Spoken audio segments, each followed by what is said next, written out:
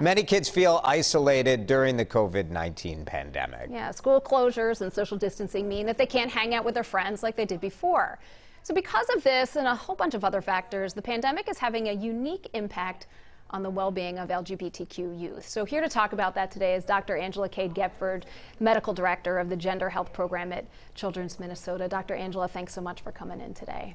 Yeah, absolutely. Thanks for having me. Yeah, so we just talked about this, is that for a lot of kids, their friend group is really their support network. Tell us a little bit about some of the unique challenges that LGBTQ kids are facing right now. Yeah, absolutely. You're 100% right. For most kids, their friends and their peers are their primary support group, and that is true for LGBTQ youth as well.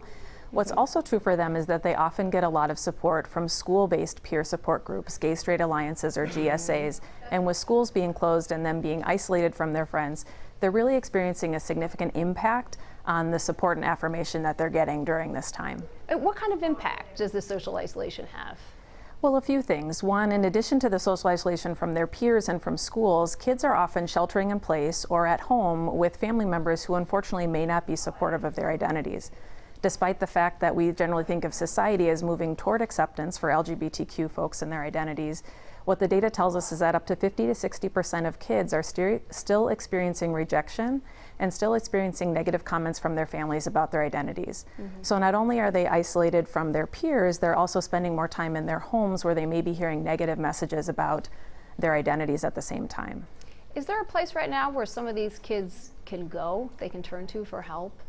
Yeah, absolutely. So fortunately, there are a lot of online resources available for kids, online support groups and other resources. And at Children's Minnesota, because we're aware of this dynamic, we also created a video. The You Are Amazing Because video is a way to reach out to LGBTQ youth and really send the message to them that they are amazing, that they're valuable, that they can get through this, and that we'll be here with them.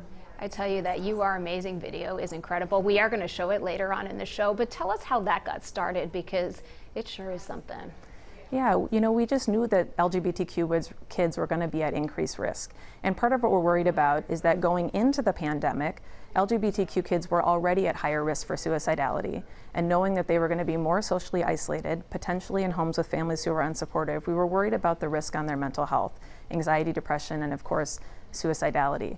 So we wanted to make sure that we were able to send a message to them, letting them know how valuable they are, letting them know that this is temporary and that we'll all get through this together. And you are still doing a lot of telehealth visits right now for someone who feels like they really just need to talk to someone. Correct. So our Children's Minnesota Gender Health Program is still fully operational. We're doing a lot of telehealth visits, trying to still reach kids and families, offer them support and offer them guidance during this time. Dr. Angela, thanks so much for that really important message. We appreciate your time. Yeah, absolutely. Thanks for having me.